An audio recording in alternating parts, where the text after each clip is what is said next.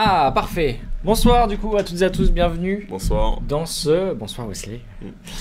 Bienvenue dans ce cinquième live sur la chaîne, sur les chaînes Hexagone, Twitch et YouTube. Bienvenue. Alors je vois qu'il n'y a pas encore grand monde, mais je pense que ça va se remplir petit à petit, du moins je l'espère. Comme vous le voyez, aujourd'hui je suis encore accompagné par un étudiant de l'école. Encore une fois, la fois dernière donc c'était Valentin, et cette fois on a Wesley avec nous. Merci déjà Wesley d'avoir accepté mon invitation. Ça me fait toujours plaisir moi d'être accompagné de mes étudiants, des étudiants de l'école. Du coup, comme pour Valentin, je vais te poser quelques questions. Déjà concernant ta formation. Alors moi je sais, mais peut-être expliquer un peu à notre charmant public. Il n'y a pas de souci. Du coup, je m'appelle Wesley et du coup je suis en seconde année à l'école Hexagone et d'ici l'année prochaine je suis en troisième année. Voilà.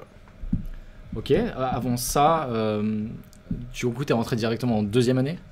Non, du coup j'ai commencé en première année, du coup l'année dernière, exactement. Ah oui, c'est vrai. Et... oui, je t'ai eu. Oui, c'est vrai. Et du coup, avant ça, j'ai eu l'occasion de faire une licence maths, informatique, physique, chimie. J'ai fait une première année de licence et du coup, après, j'ai basculé en école d'informatique. Je suis arrivé à Hexagone. Ok. L'école te plaît? Oui, tu es content oui. de ce que tu apprends ici? Franchement, l'école est superbe. Ça, c'est cool. Bonsoir à Wardog, bonsoir à alors CGP Aze qui sont connectés. Je vois que ça prend un petit peu. On est 7 déjà, ils sont 7 du moins. Très bien. Du coup, toi, tu es rentré directement en première année. Maintenant, tu es en deuxième année. L'objectif, c'est d'obtenir cette deuxième année pour passer en troisième année. Et du coup, là, c'est la troisième année. Elle est déjà obtenue, oui. Vous le savez déjà? Oui. Magnifique. Et du coup, là, c'est la troisième année qu'il faut obtenir. Ouais. C'est que la quatrième, la cinquième. C'est l'idée. C'est ça. Tu sais la spécialisation? Je compte me spécialiser en cybersécurité, en cyberdéfense. D'accord. Que ce cyberdéfense si c'est possible. Et voilà. Donc c'est en quatrième année, je crois. En quatrième année. Troisième année, tu vas continuer au cursus un peu généraliste, IT. Pourquoi tu as choisi Hexagone? Pourquoi Hexagone? Histoire assez drôle. Grâce au référencement du coup, sur Google, j'ai tapé École Informatique Paris et c'était le premier lien. Je me suis inscrit, j'ai passé les tests et j'ai été ad. Et du coup voilà pourquoi Hexagone. Ah, bravo. Bravo. Ils sont difficiles les tests ou ça va? Non, ils sont assez simples, ça va. T'avais déjà fait de l'informatique toi avant? Oui, exactement. Ouais. Exactement. Ok. Et du coup, j'allais te poser la question, comment t'en as entendu parler? Bien sûr, grâce au référencement. Bravo le SEO. Très bien, moi je vais me présenter également pour contextualiser un petit peu tout ça. Je m'appelle Chris Chevalier, je suis développeur web et mobile formateur, développeur/formateur web et mobile indépendant depuis près de 3 ans. Et justement, je donne également des cours dans des écoles, notamment l'école Hexagone, depuis près de 3 ans également, plutôt dans le domaine du web, de la programmation. Et justement, aujourd'hui, c'est de la programmation dont on va parler en Python.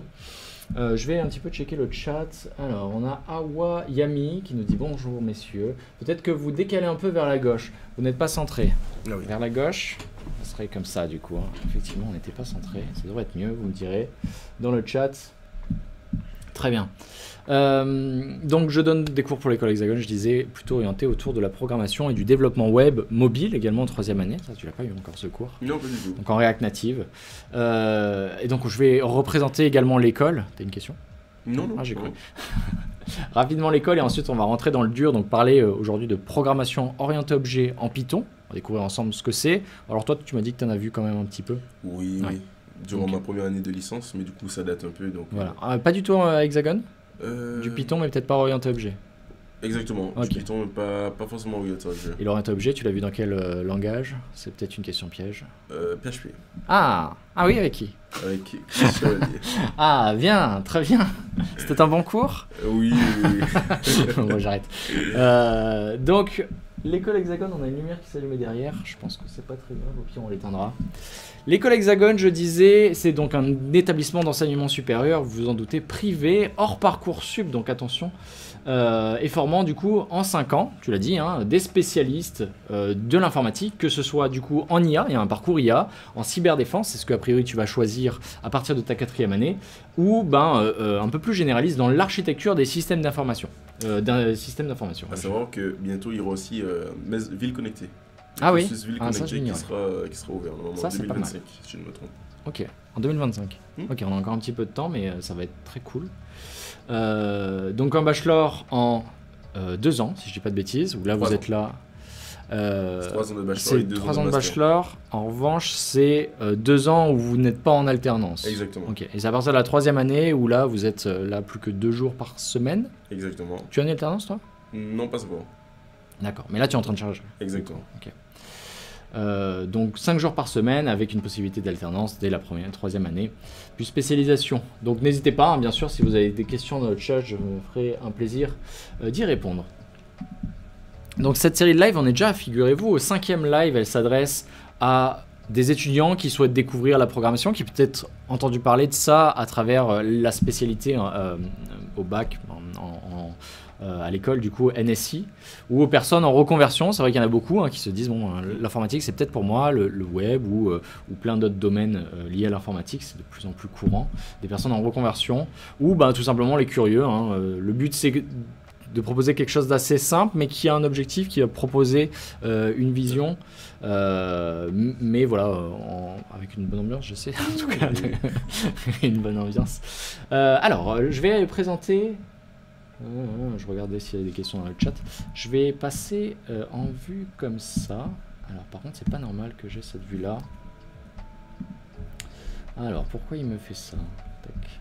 2 petites secondes. Je vais essayer de régler ça. Périphérique, capture d'écran. C'est bizarre, comme si mon écran était verrouillé. Est-ce que je peux faire voilà, ça, puis ça? Magnifique, ça fonctionne. Bon, vous me confirmerez dans le chat que vous voyez bien mon écran. Et normalement, je suis sur YouTube, vous devriez le voir si je tourne. Ouais, ça marche. Ok. Vous me direz dans le chat, on est déjà 9. C'est magnifique, ça prend petit à petit. Donc, vous pouvez retrouver les précédents lives sur la chaîne YouTube. Vous avez le 4e et le 3e qui étaient dédiés du coup au HTML, CSS. C'était vraiment les bases du web du coup. Et les 2 premiers qui sont là, qui étaient dédiés au Python. Mais pas en orienté objet, juste la programmation standard, on voyait les conditions, des choses qui doivent te parler, les variables, les constantes, les boucles, etc. Donc n'hésitez pas à jeter un œil au précédent live. En l'occurrence pour celui-ci, pas besoin de prérequis, vous pouvez arriver aujourd'hui et tout comprendre a priori, et si jamais c'est pas le cas, vous n'hésitez pas à poser vos questions. Ceci étant dit, je pense qu'on va pouvoir démarrer. Ah oui, petit rappel, il y aura comme à chacun des lives, vous pouvez les consulter du coup sur YouTube, mais il y aura un petit Kahoot. Donc un petit Kahoot, c'est un quiz en ligne que vous pourrez suivre. Donc celui-ci que j'ai préparé pour l'occasion, 10 questions, 20 secondes pour y répondre à chacune de ces questions-là, qui seront liées bien sûr au cours théorique que je vais vous présenter dans quelques minutes. Et le but c'est de répondre juste, mais le plus vite possible pour espérer atteindre la première place, parce que le premier repart avec un beau cadeau. Alors, moi je trouve que c'est un beau cadeau. 2 places en l'occurrence, pour aller voir l'exposition qui a ouvert il n'y a pas si longtemps à Tim Burton à Paris. Donc ça peut être très sympa. Moi je pense y aller justement. Tu penses la faire toi ou pas? Sûrement. Oui, peut-être un gagnant le Kahoot. Pourquoi pas. Pourquoi pas. Tu vas avoir un petit avantage en plus par rapport au chat parce que toi tu es là et du coup tu peux voir les questions alors qu'eux vont avoir une petite latence. Donc on verra quel résultat on aura. Ok. Bon, je crois que j'ai bien recontextualisé les choses, donc je vais passer à la présentation d'un cours théorique, puisque la programmation orientée objet, pour la comprendre, il faut d'abord comprendre les concepts.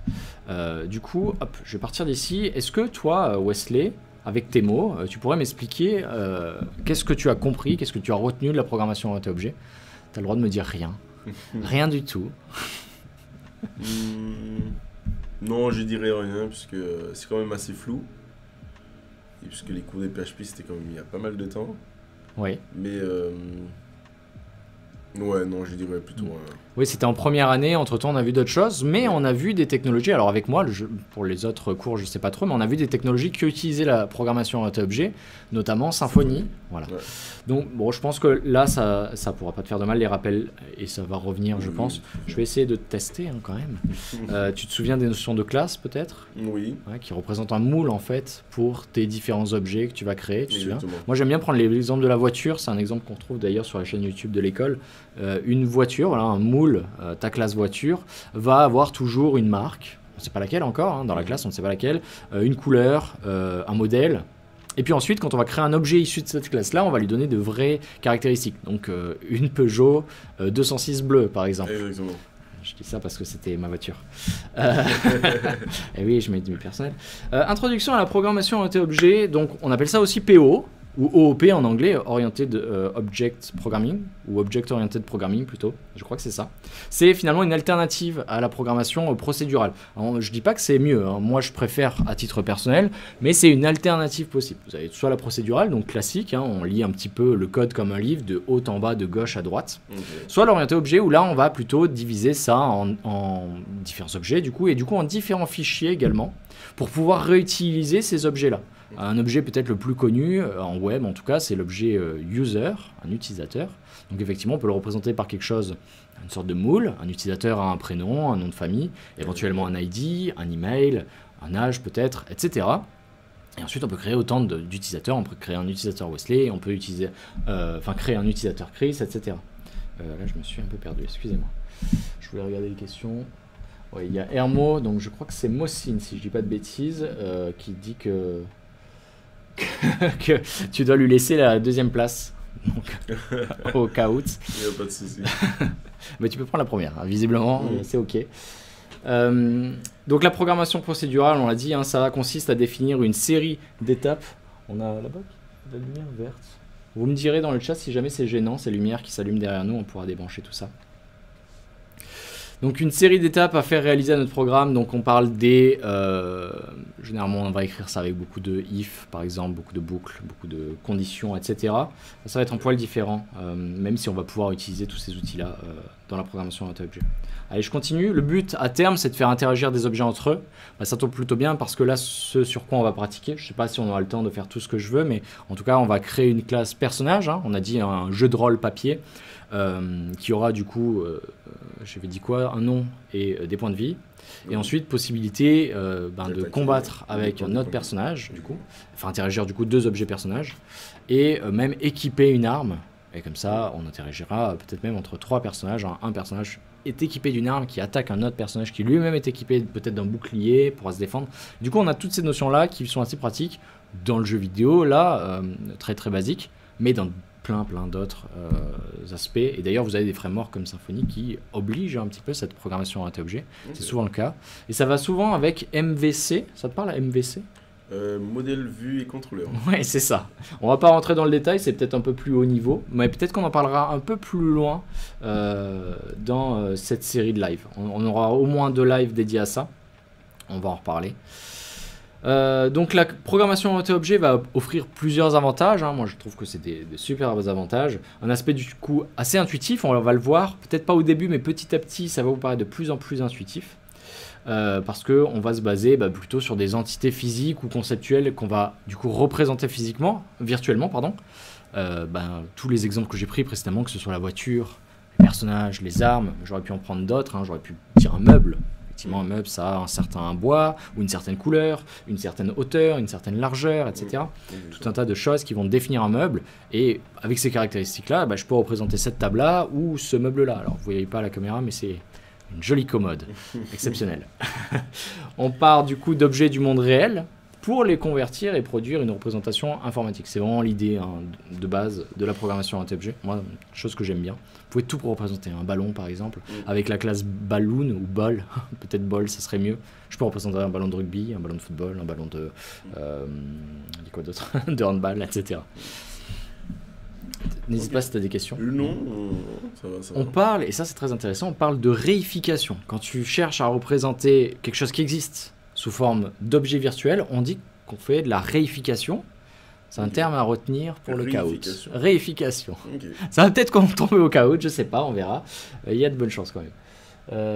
Vous êtes 10, bon, ça prend petit à petit. Ensuite, une approche conceptuelle et logique plus claire et organisée. C'est vrai que souvent, on va représenter sous forme de diagramme de classe nos données au préalable, tu te souviens ? Oui. Donc de l'UML. Là, on va pas en voir aujourd'hui, hein. C'est pareil, c'est un peu plus haut niveau et nous, on va voir que du code aujourd'hui. Mais c'est vrai que c'est utilisé même pour nos interactions avec notre base de données. On va pouvoir représenter facilement nos classes, se dire tiens, un utilisateur, ça peut se connecter et peut-être du coup accéder à un forum, et du coup on aura une autre classe forum où là l'utilisateur peut justement être auteur d'un commentaire, ce genre de choses, et on fait interagir encore une fois nos objets. Un code source également modulable où chaque module est isolé à la création de nouveaux, et la création de nouveaux n'empiète pas sur le reste du programme. Bon, c'est le cas de user, hein. Je t'avais dit, la classe la plus célèbre, c'est probablement user en web. Ouais. Je peux le créer pour tout un tas de projets. Tu te souviens peut-être que Symfony, d'ailleurs, te crée pour toi la classe user, ça c'est fort, exactement. avec des bundles qu'on avait installés ensemble. Et donc, une fois que tu l'as, tu peux la réutiliser dans plein de projets. C'est un des gros avantages. Allez, on va rentrer un peu dans le vocabulaire. Donc la classe, on l'a dit, c'est le moule. Hein. Bon, j'avais pris l'exemple de la voiture, je ne vais pas réexpliquer. Hein. On peut définir une voiture par sa marque, son modèle. Sa couleur, on parle des attributs de la classe.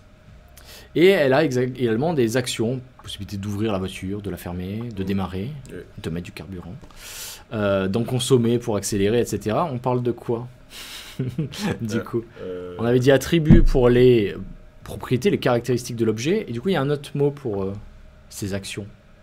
Tu te souviens ou pas? Non, pas du tout. C'est un peu les fonctions de la classe. Tu te souviens pas de ce nom-là? Ça me dit quelque chose, mais j'ai pas le nom en tête. Les méthodes. Voilà, les méthodes. Exactement.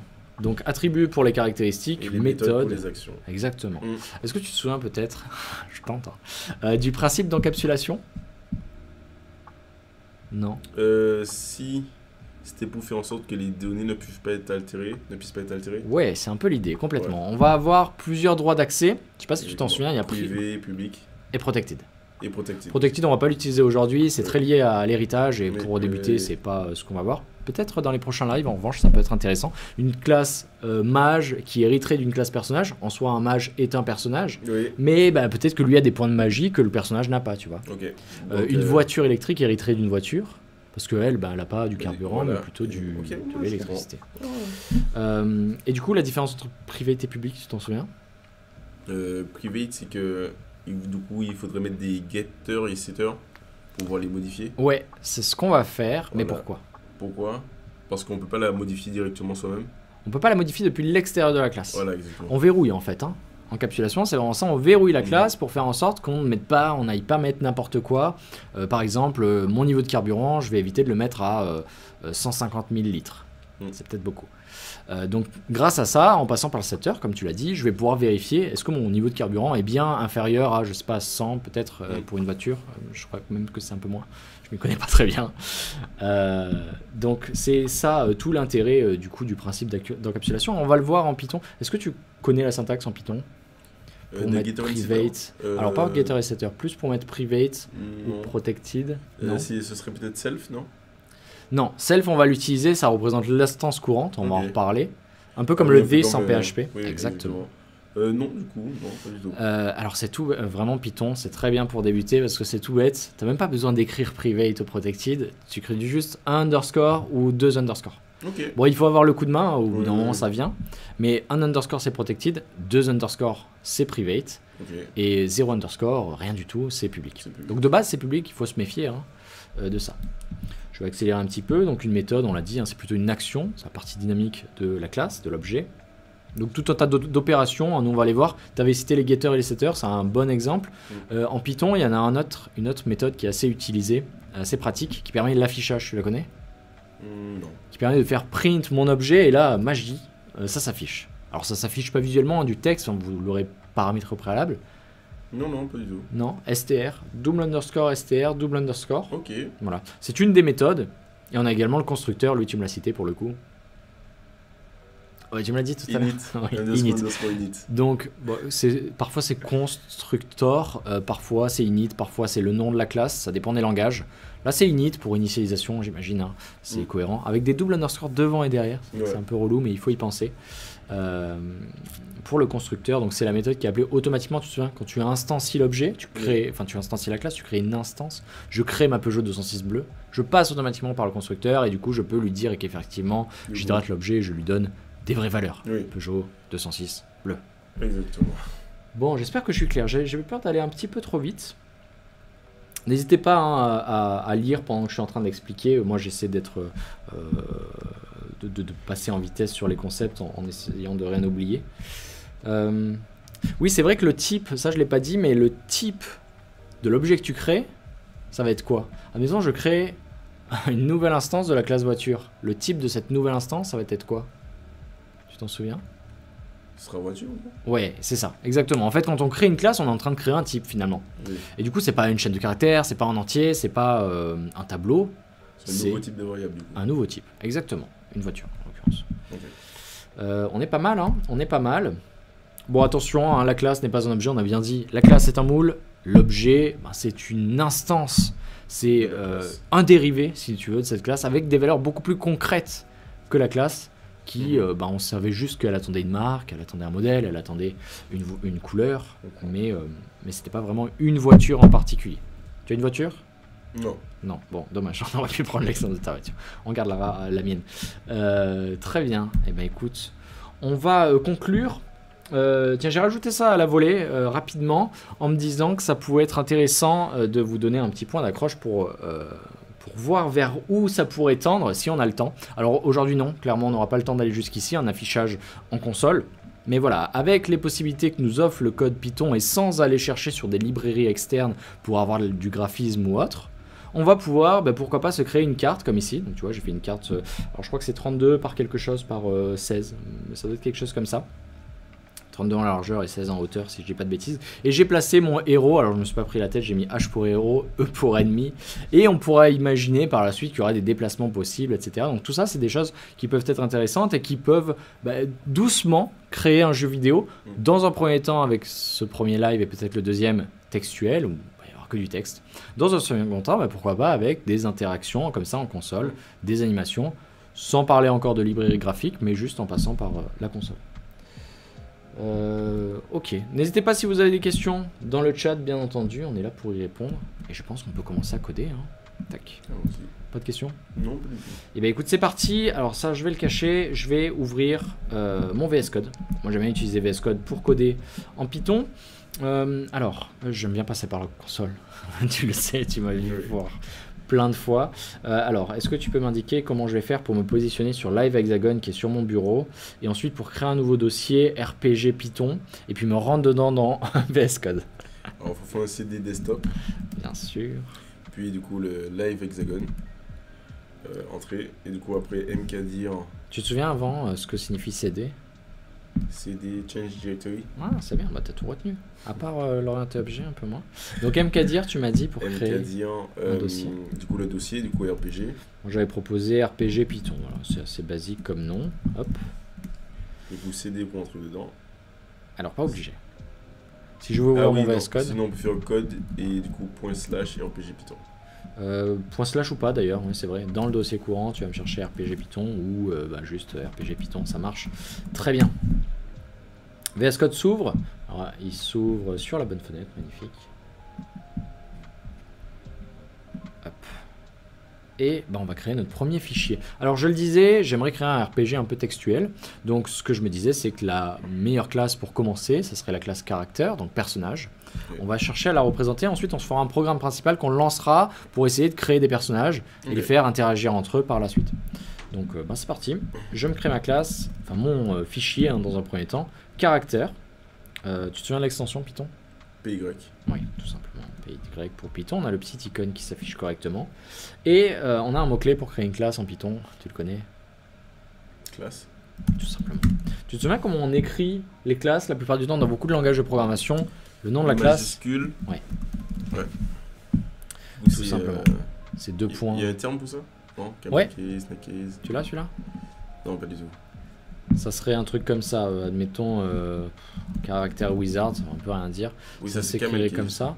Presque, ça serait du camel case. Ah, ok. Ça c'est du Pascal case. Ou certains l'appellent upper camel case, ça marche aussi. Ok. Puisque la première lettre est aussi en majuscule. Camel case c'est d'autres chameaux. On commence petit et puis on va augmenter à chaque. Pascal case.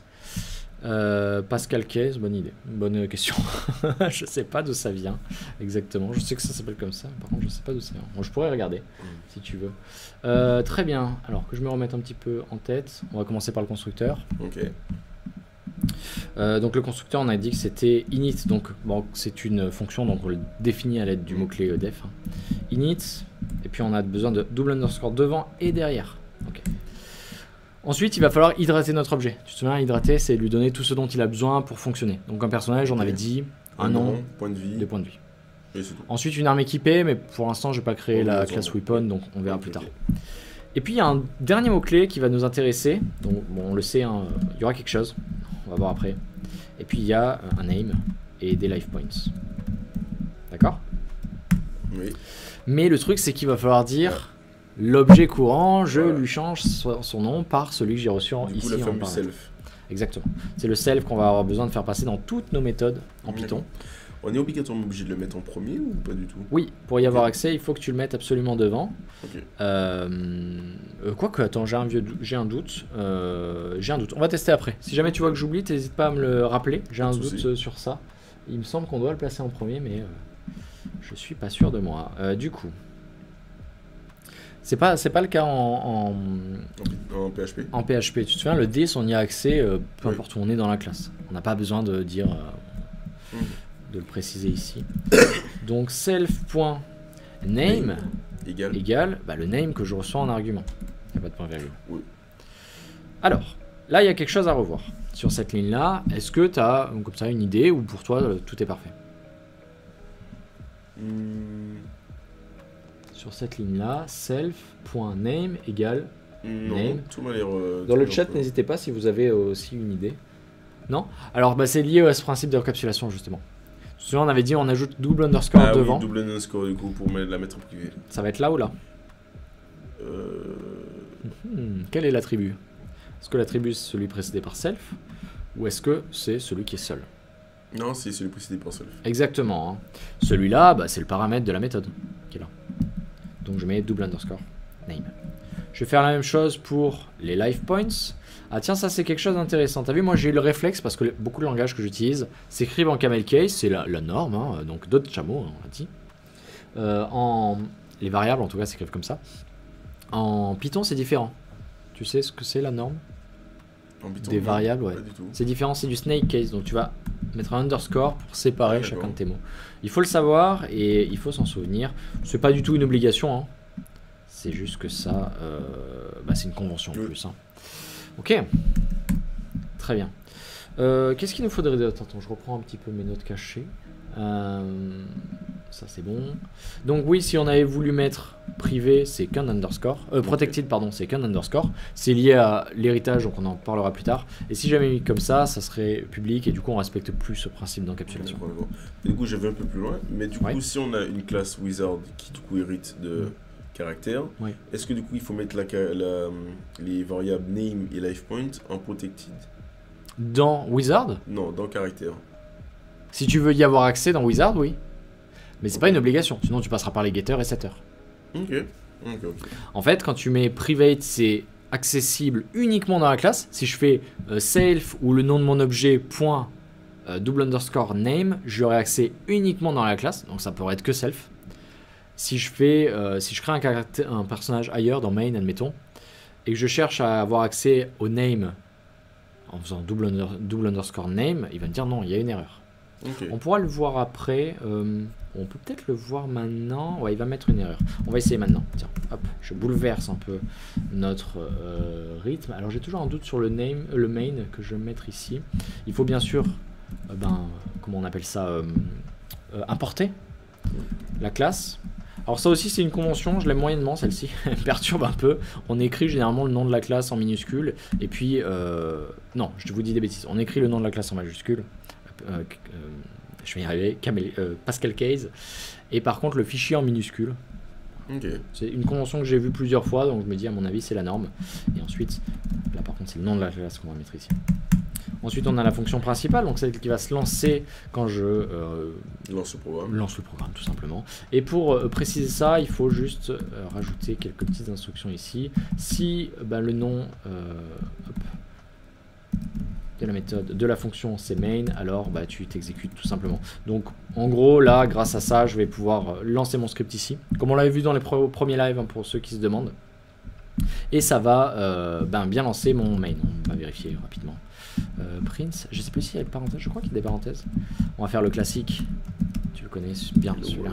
Hello World bien entendu. Et on va voir si ça tourne bien. Ok, j'ai une erreur. Oui, parce que c'est pas from. Je l'ai répété 2 fois, c'est plutôt import ici. Hop. Ok, le Hello World s'affiche bien en console, magnifique, ça commence plutôt bien. Il faut que je crée mon personnage, donc est-ce que tu as une idée d'un personnage de jeu de rôle que je pourrais créer? Le jeu de rôle que tu pourrais lier, ça peut être un personnage du Seigneur des Anneaux, si jamais t'aimes bien. Ou toi. Non, Kratos de God of War. Ah ouais, pas mal, j'aime bien, encore mieux.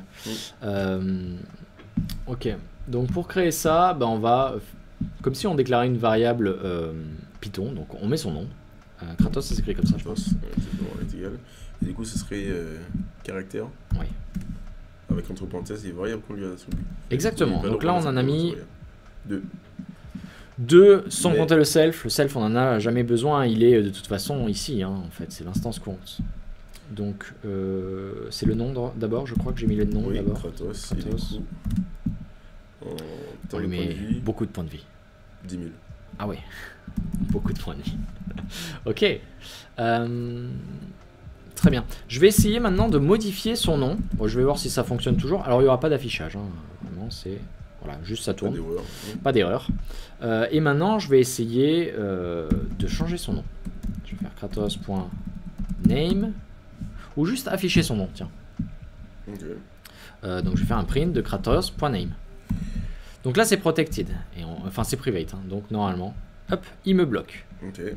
Parce que, effectivement, je l'ai prévu protected. Donc, il me dit carrément qu'il n'y a pas d'attribut name. On peut essayer de retirer les underscores devant. Alors, il me dit la même chose, ça passe pas du tout. Pourtant, j'en ai bien défini un ici, et ça devrait être Kratos. Donc, pour pallier ça, on va devoir utiliser les fameux getter et setter. Okay.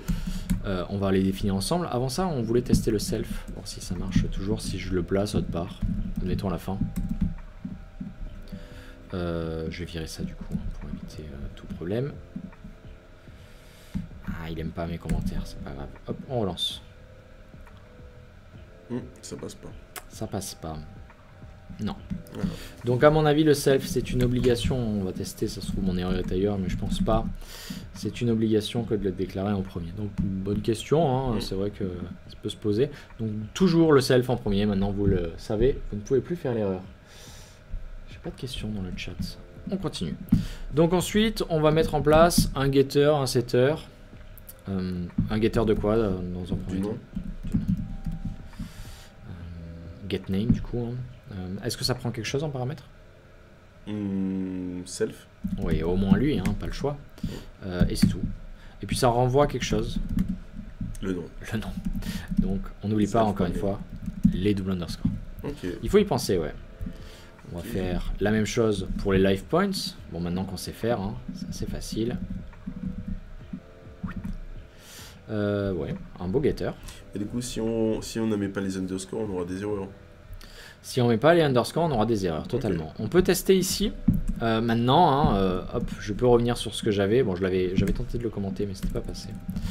Donc, je vais plus passer par le name, mais par le get underscore name, qui est une méthode, du coup. Oui. En théorie, ça devrait s'afficher. Alors, petite erreur. Qu'est-ce que j'oublie? Kratos.get underscore name. Je vois pas mon erreur. Get underscore name. Je vais regarder mon code de triche. Non, j'ai fait la même chose. Je vois pas. Je vais voir si dans le chat ils ont peut-être une idée. Toi non plus, tu vois pas? Ah, c'est peut-être la... Ah, j'ai peut-être mon idée. C'est vrai que c'est un petit peu... Ouais, Python un petit peu relou sur les indentations. D'ailleurs, il me l'avait dit, mais j'avais pas pris le temps de lire l'erreur. C'est important de les respecter. Vous avez vu qu'un seul espace, ça peut absolument tout changer. Parce que on doit dire qu'on est à l'intérieur de main. Dans beaucoup de langages, c'est les accolades qui vont faire le travail. Là, non, c'est les indentations. Donc attention, normalement, ça devrait mieux passer. J'ai oublié, j'ai retiré le 2 points, décidément. Ok, Kratos s'affiche bien, magnifique. On aurait pu afficher ses points de vie, etc. si on l'avait voulu. On va mettre en place un setter. Alors ça permet quoi un setter du coup? Un setter, ça permet de du coup initialiser ou du coup modifier le nom ou les points de vie. Du coup la variable du coup du personnage.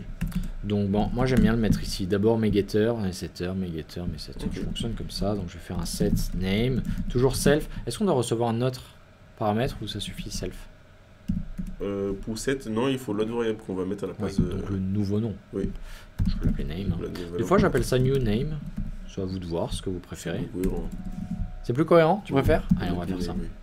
Après, il y a peu de confusion possible parce qu'il y en a un qui va toujours être précédé par self et double underscore, et l'autre va juste s'appeler name. Ok. Mais si tu veux qu'on fasse comme ça, pas de problème, ça me va. Et t'as raison, c'est plus cohérent. Tac. Donc le name devient le new name. Ok, on peut essayer de renommer Kratos. T'inquiète, je vais lui remettre son nom par la suite. Comment on l'appellerait en attendant? Son fils s'appelle comment? Ah, aucune idée. Merde. Aucune idée. On est embêté là. Pour la blague, si on mettait Dieu de la guerre, Ah oui, ça pourrait être drôle. Dieu de la guerre. Dieu de la guerre. Hop. Et ensuite je l'affiche de nouveau. Alors j'ai pas besoin de print un set, hein, de toute façon ça me renvoie rien, hein, on l'a vu ici. Par contre je vais print Et get. son nom. Hop. J'ai rien comme affichage. Alors est-ce que j'ai mal fait quelque chose? Get name. Non. Bon. Non, c'est bon, je l'ai. Peut-être que j'avais mal sélectionné mon code ou quoi. Dieu de la guerre, magnifique. On a pu renommer notre personnage. Alors j'aurais pu l'appeler rename hein, plutôt que set name. Mais effectivement, les setters auront toujours le même aspect. D'ailleurs, je peux faire ça et faire la même chose pour les life points. Donc new life points. Et là, life points. Là aussi, life points. Bon, une fois que tu sais faire un setter ou un getter, tu sais en faire 1000. Du coup, il n'y a pas de modules qui permettent de directement faire les getters et les setters selon la variable. En Python, pas à ma connaissance. Il faudrait creuser, mais j'en ai pas vu. C'est vrai qu'il y avait, en fait, Wesley fait ici référence à effectivement Zeus, il avait proposé moi aussi. Une extension que je vous avais fait installer l'année dernière, je crois, qui vous faisait générer pour vous vos getters et setters. Vous avez beaucoup aimé parce qu'on gagne du temps. En PHP, ça existe. En Python, je sais pas, il faudrait creuser un petit peu la question. Je me renseignerai si tu veux. Et je te dirai. Ok, on va continuer. On va continuer. Ça serait bien d'avoir une vérification. Est-ce que les nouveaux points de vie n'excèdent pas... On met à combien la limite des points de vie? On dirait 15 000. Ok. Si les points de vie sont inférieurs ou égaux à 15 000, on accepte la modification. Sinon, il se passe rien. Ouais. Voilà. Sinon, on refuse un message d'erreur. Un message d'erreur? Oui. On peut. Un petit message. Les points de vie ne peuvent pas excéder 15 000, c'est déjà pas mal. Point d'exclamation. Voilà, parce qu'on est hargneux. Magnifique. Bon, on aurait pu le faire sur le set name, etc. Mais je vois que le temps file à toute vitesse. Donc on va avancer. Bon, pour les getters et setters, on est bon. Hein, on en a un de chaque et on respecte bien ce fameux principe d'encapsulation. Donc ça fonctionne bien. Maintenant, je vais prévoir deux méthodes supplémentaires. Une pour prendre une potion de vie. Qui va pas être totalement la même que set life points. Puisque elle va prendre les points de vie que la potion lui rend hein, en argument. Donc c'est pas les nouveaux points de vie, c'est plus une addition des points de vie déjà existants. Donc on prend toujours self et on met les, je vais appeler ça life points potion. Paraît cohérent. Ou potion life points. Je vais mettre comme ça. Mais du coup, il faut mettre une condition pour pas que ça dépasse ce point de vie, le nombre de points de vie déjà défini. Exactement. Moi, ce que je peux proposer, c'est de mettre à jour, quoi qu'il en soit, au départ, les life points. Alors, j'oublie pas le double underscore, hein, tu vois, j'ai tendance à me faire avoir aussi. Quoi qu'il en soit, les life points, donc on va faire un plus égal hein, cette fois, pour les faire passer, hein, ajouter ce qu'il est censé recevoir. Et par contre, mettre en place une condition, si jamais on a dépassé, on a fixé à 15 000 du coup. Oui. Si jamais, hop, je vais récupérer ce... Bon non, je vais le faire à la mano. Si les nouveaux points de vie de l'utilisateur sont supérieurs, strictement, hein, à 15 000, alors on les remet à 15 000 en fait. Donc s'il est à 15 050, on remet à 15 000. Donc finalement, ça va ressembler pas mal à ça. Tout simplement. Okay. C'est pas mal? C'est pas mal. On pourra les tester après, hein. On va les tester après. Je vais en faire une deuxième et avant-dernière. Ça devrait suffire. Une receive damages. Hein. Le but c'est de pouvoir faire des combats entre différents personnages. Donc on va pouvoir recevoir des dégâts. Alors non, c'est pas la dernière. Il en reste quelques-unes, je viens de voir. Donc ça reçoit self. Et ben, on reçoit des dégâts du coup, hein, qu'on reçoit ici en argument. Donc ben, en fait, ça va ressembler beaucoup à ça. Mais dans le sens inverse. Donc on va retirer des points de vie. Donc c'est les points de dégâts, hein, bien sûr. Aux life points. Et si jamais on est en dessous de 0, on remet à 0. Ouais. Là, facile. Je vais en prévoir deux dernières. Donc attaque. Attaque qui va me permettre d'attaquer. Une cible. Une cible, ce sera quel type d'après toi? Caractère. Ouais, bien sûr, on attaque un personnage. Une cible, ça va être un personnage, totalement. Donc la cible va pouvoir appeler, c'est l'avantage, hein, Receive Damages, puisque c'est elle pour le coup qui reçoit des dégâts. Donc là, on commence l'interaction d'objet. Hein. Ouais. Et elle va recevoir 20 dans un premier temps. Vu ce qu'on a mis comme valeur, on va mettre un peu plus. Oui, je dirais 5000. 5000? Ah ouais, quand même. 5000 dans un premier temps. Dans un second temps, le but c'est de mettre en place une gestion des armes. Et du coup, bah, ce sera les dégâts que fait l'arme à laquelle le personnage est équipé. Du coup, l'arme sera une classe à laquelle on va attribuer du coup des points. Des points de dégâts, ouais. Voilà, exactement. Et du coup, il y aura des méthodes du coup dans la classe arme pour avoir différentes attaques. Ah, pourquoi pas? Oui. Ça, j'avais pas prévu, mais pourquoi pas, ouais, grave. Complètement.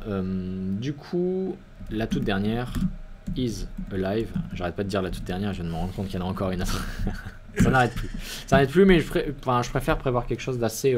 qui fait beaucoup de choses. Oui. Complet, ouais. Is alive, du coup, qui va se demander si le personnage... Excusez-moi, je bois de l'eau. Du coup, si le personnage est toujours en vie après Exactement. Ça va nous permettre de tester de tout au fur et à mesure. Hein. Alors, on nous dit... Il y a un 0 en 3 à la ligne 23. Il y aura un 0 en 3 à la ligne 23. Self life point. Ah oui, c'est 15 000. Bien vu. Très bien vu. Donc bon. Tiens, t'as une proposition pour Is Alive sans regarder mon écran. Tu l'as fait ou pas? Non, pas du tout. Il y a des choses intéressantes dans... Non, Is Alive, je dirais que du coup, si self.caractère... comment on fait du coup pour... Les life points. Ah oui, life points. Self.life.point est égal à 0. Et que du coup, il return false. Ah oui, il est mort s'il est égal à 0. False. Sinon false? C'est ce que t'as dit? Ah non, false oui, là? False, parce que est-ce qu'il est en vie? Non. Ah oui, est-ce qu'il est en vie? Voilà, est-ce qu'il est en vie? False. Sinon, ça retourne un true. Alors il y a des optimisations là. Sûrement. Est-ce que tu en vois une comme ça à vue de nez?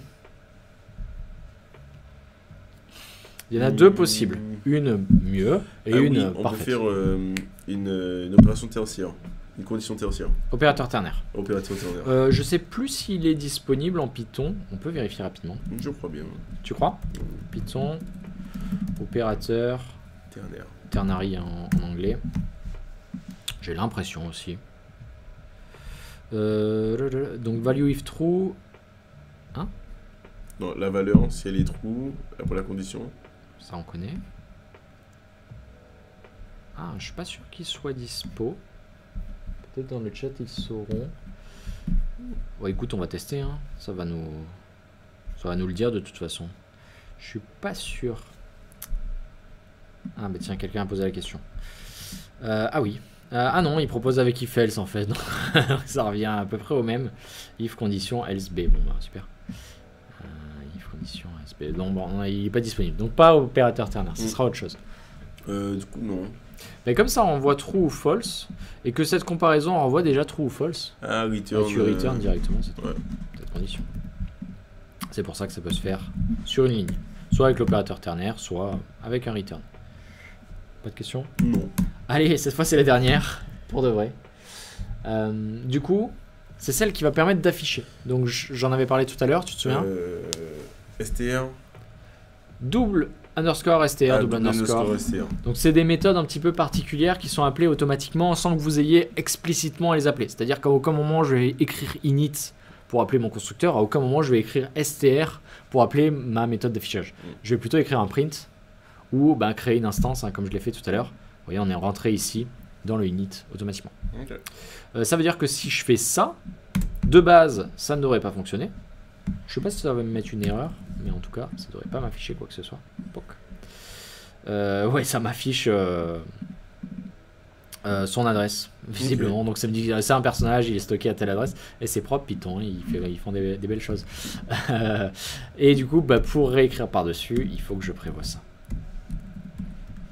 Donc self, hein, comme d'habitude.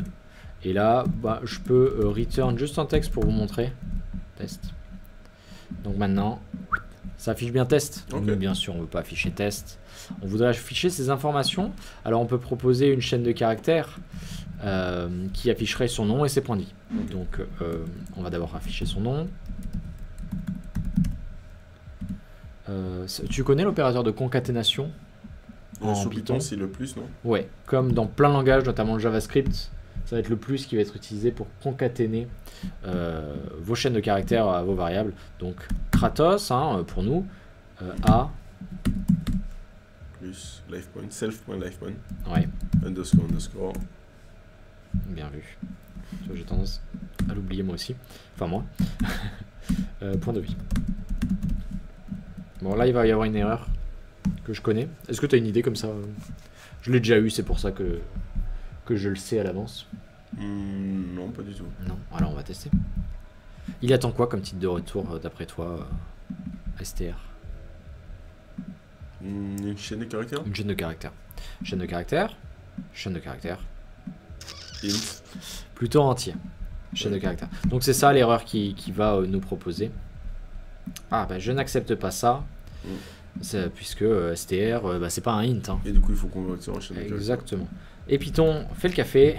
Il nous propose une fonction assez simple, STR, pour convertir un entier ou un flottant, ou le type que vous souhaitez, en chaîne de caractères. Donc dieu de la guerre, on va arrêter de le renommer, on va l'appeler Kratos, c'était très bien. À 10 000 points de vie, c'est vrai, c'est ce qu'on a mis. Hein. Donc ça fonctionne bien. On peut même se permettre d'ajouter un point ici si on le veut.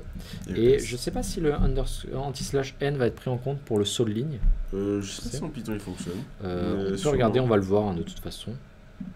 Ouais, il fonctionne. Donc bah, parfait, ça rendra plutôt bien comme ça. Alors quelle heure est-il? On a peu de temps. Mais on va quand même essayer de... Alors on a renommé notre personnage. On l'a affiché. En vrai, on est pas mal. Hein. Qu'est-ce qu'on pourrait faire de plus? Est-ce qu'on lui fait recevoir des dégâts ou prendre une potion de vie? On va lui faire prendre une potion de vie. Donc je vais l'afficher avant et après la potion de vie. Oui. Donc pour le faire, tu sais comment faire. Pour la potion de vie? Ouais. C'est Take Life Potion, du coup, le nom de la méthode. Kratos.take life potion. Avec du coup la valeur du coup... Ah non, on avait déjà défini la valeur de la potion, non? Non, t'as raison, ouais. On doit lui passer. Donc admettons, on va lui donner combien juste 20. Ah ouais. Il va être à 10 020 quoi. Ok. Tac, tac. On l'affiche avant, après, hein, cette modification. Donc il a 10 000, puis 10 020, donc ça fonctionne bien. Et on peut tester pour voir si ça excède du coup les 15 000 en mettant du coup bien vu. Une potion de 5500. Ouais, 5500. Ou 6 000. Ouais, c'est peut-être mieux même 6 000. 6 000. Non, c'est bon, ça a bloqué à 15 000, très bien, donc ça fonctionne bien, on est pas mal, hein. On est pas mal du tout. On va le faire maintenant se prendre des dégâts, parce que c'est bien beau de prendre des potions de vie, mais on va lui faire se prendre des dégâts. J'affiche encore après, hein, comme ça on peut suivre au fur et à mesure. Damage. C'est Receive, je l'avais appelé Receive Damages. Okay. On lui fait prendre combien de dégâts? Je crois que c'est là qu'on est censé le passer, hein. Ouais, c'est ça. 14 999. Et ouf. Il va lui rester un point de vie. Toc. Ok, il lui reste bien un point de vie, donc ça fonctionne bien. On peut essayer de lui faire prendre plus. Et pour voir si ça nous remet bien à 0. Okay. Et du coup, s'il est à 0, on peut faire un isAlive.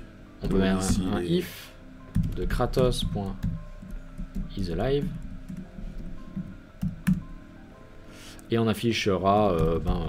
alors ça en réalité, c'est pas très propre de le faire ici. C'est le mieux, ce serait de se faire quelque chose qui vérifie si tu as game over ou non. Parce que le vivant, il a game over, c'est non. Voilà, c'est juste pour montrer. Hein. On le retirera après. Kratos.name.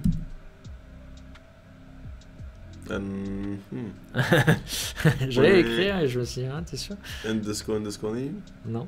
Non. On a mis en place quelque chose justement pour y avoir accès à l'extérieur de la classe. Ah oui, getName. Bien sûr. Kratos.getName plus a été tué. Est vivant justement, là il est vivant. Ah oui. Vivant. Je vais y arriver. Else est mort. Ok. J'ai du mal, c'est la fin de la journée, ça se voit je pense. Et mort. Et on est triste, donc on met 3 petits points. Ok, allez on exécute. Oui, j'ai oublié ça et j'ai oublié les parenthèses. POC. J'ai dû oublier les double underscore quelque part ici. Ça j'étais sûr que ça allait m'arriver. Tu me les rappelles à chaque fois de toute façon. Ah, il est vivant, donc ça c'est pas logique. Il est censé être mort avec 0 point de vie. Hein. Donc pourquoi? Ah, parce que ça retourne true? Non, ça retourne... Pour quand c'est censé être égal à 0? Il est vivant. Ah bah oui. Ah oui, c'est l'inverse. Si c'est différent de 0, il est vivant. Je me suis un peu embrouillé là. Bon, ouais, il est bien mort. Ok, bon, n'hésitez pas dans le chat à poser vos questions. On va passer au caout, essayer de gagner des beaux cadeaux. Donc je vous invite à toutes et tous participer. On verra du coup, hein, vous en doutez, la suite dans un prochain live. On verra si tu voudrais y participer ou on proposera peut-être à un autre étudiant. Donc la fois prochaine, ça sera en juin. Je vais vous rappeler à la fin du live les dates. Ce sera le 15 juin, je crois. Et on ira le 14. Un petit peu plus loin. 14 juin 14 juin. Pourquoi? Ah non, c'est parce que c'est un mercredi. Non, ce sera justement le jeudi. Ah, ce sera le jeudi? Ouais, je suis pas dispo le mercredi malheureusement. Ok. Mais du coup, oui, le 15 juin. Allez, on va faire un mode classique. Python orienté objet. Donc je te laisse sortir ton téléphone. Vous scannez le QR code, vous inscrivez et on démarrera dans quelques minutes. Bien entendu. Hein.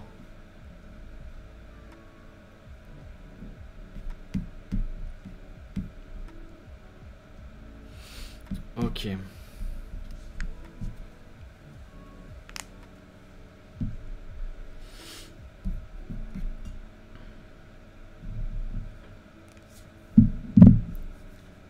Donc vous avez quelques... Donc moi aussi, il est déjà là. Je vais commencer, on va dire, à 53. Ça devrait leur laisser assez de temps pour s'inscrire. Lola, qui nous a rejoint. Bienvenue Lola. Ok. Bon, ça va, c'est bien revenu, hein? Oui. La programmation orientée objet, finalement, c'est comme le vélo. C'est ça. C'est ça. T'en as fait là récemment dans les derniers cours? Non, pas du tout. Ça fait longtemps qu'on a... Après Symfony, je crois pas qu'on ait fait de programmation. Ah oui, plus du tout même de programmation? Ok. Non, je crois pas. Vraiment, non. Piu. PY, ok. Allez, je vous laisse quelques secondes, il est 53 et ensuite on va démarrer. Prince Rebelle. Ah, ils sont originaux, ça va, dans les pseudos. C'est ça. Mais du coup, non, c'est intéressant parce que ça donne idée à plein d'autres choses possibles, du coup, par les guitteurs, setters, du coup, les classes, etc. Donc, non, c'est assez intéressant. Moi, ça me surprend toujours à quel point la syntaxe de Python est tellement simple. Alors, il y a des petites contraintes, ce self qui revient beaucoup. Avec le underscore. Voilà, les underscores qui peuvent être un peu relous. Mais sinon, vraiment, t'as vu, il y a sûrement des extensions qui permettent de les rajouter automatiquement. Je pense, des extensions VS Code ou alors même avec un autre éditeur. Je sais qu'il y a des éditeurs qui sont plus pensés pour Python. VS Code est plus... moi, je sais que c'est bien pour le web, donc j'utilise. Je pense qu'on va pouvoir démarrer, hein. J'ai l'impression qu'on est au complet. On est combien? 1, 2, 3, 4, 5, 6. C'est pas si mal. Donc l'un d'entre vous partira avec un beau cadeau. Donc des places, hein, je le rappelle, pour aller voir l'exposition Tim Burton. Ça va être cool. Enfin, ça a l'air cool, moi j'irai, mais je vais payer.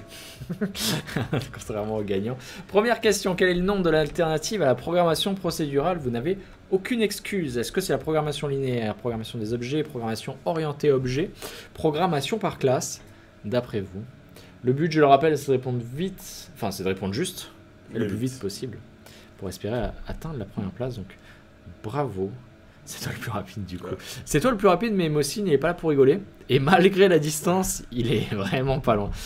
Allez, deuxième question. Quelle notion consiste à transformer un concept en objet informatique? J'ai peut-être dit tout à l'heure, c'était important de le retenir.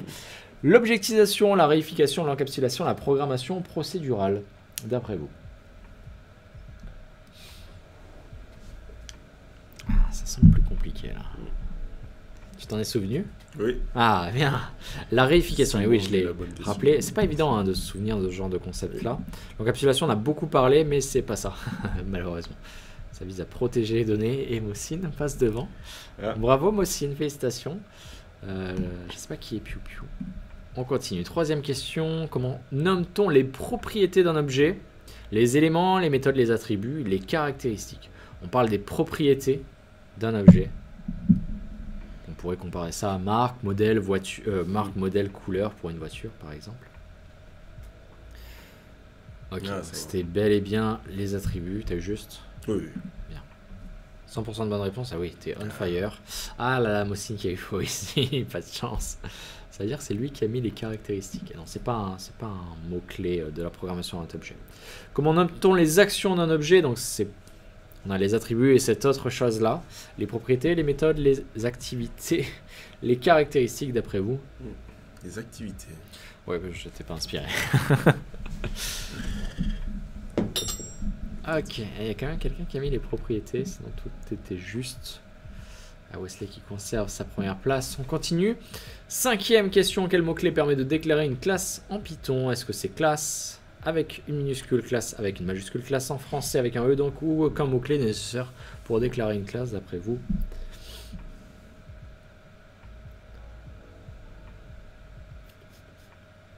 D'après vous. Ah, pas si évident que ça. Ah, ouais, certains ont fait la confusion. Ah, t'as fait la confusion. T'as eu la confusion. Donc on le rappelle ici. Hein. Là, ouais, effectivement, ça passe quelque chose, mais le mot-clé classe est bien écrit en minuscule. Okay. Et dans plein de langages, c'est le cas en réalité.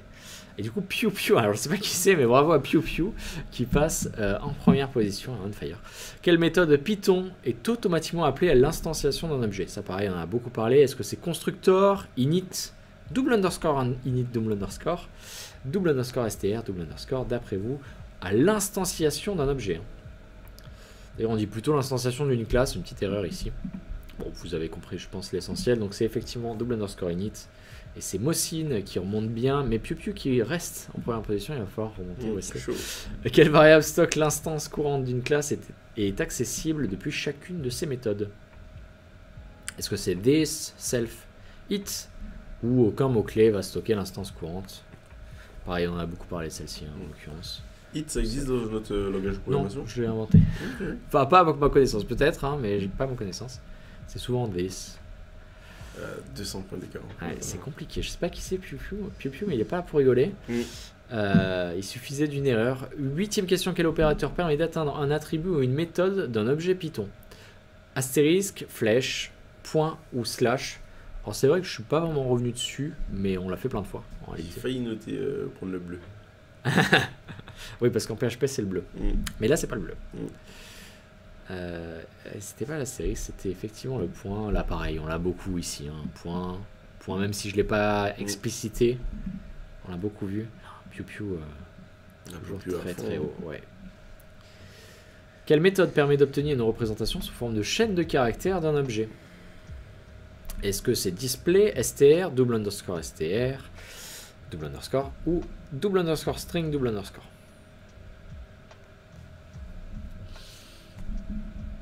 Oh, tu réponds quand même très vite, toi. Hein. Ça va, il faut que je rattrape. Oui, complètement. Je rattrape Piu Piu quand même. Ah, donc il y en a plusieurs qui se sont fait avoir. T'en fais partie?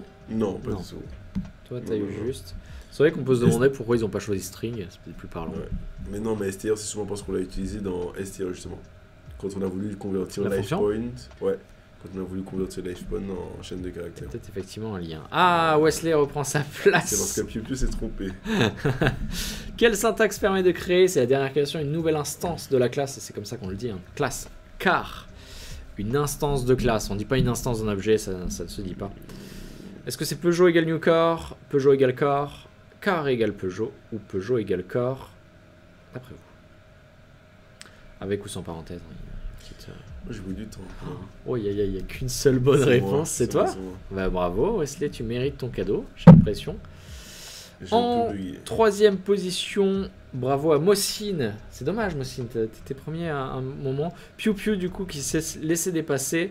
Et Wesley qui atteint la première place, qui du coup, a priori, part avec les places pour aller voir l'exposition de Tim Burton. Tu me diras ce que ça vaut. Est-ce que ça vaut le coup de les payer? Parce que moi, je vais bel et bien les payer.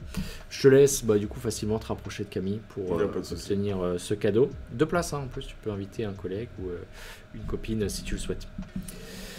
Voilà qui conclut mon live, notre cinquième live, on peut dire, sur la programmation avec l'école Hexagone, donc la programmation orientée avec Python, orienté objet. Je rappelle qu'il y a une journée porte ouverte, tu le savais? Non, pas du tout. C'est dans peu de temps, c'est dans 2 semaines, le samedi 10 juin, figure-toi, juste après mon anniversaire. Est-ce que c'est lié? Je ne sais pas. Et il y aura le même jour. Alors c'est à la fois sur Clermont et sur Versailles. Okay. Et si tu veux venir, il y a un hackathon en développement organisé le même jour sur les 2 campus et qui commence dès 9h30 si je dis pas de bêtises.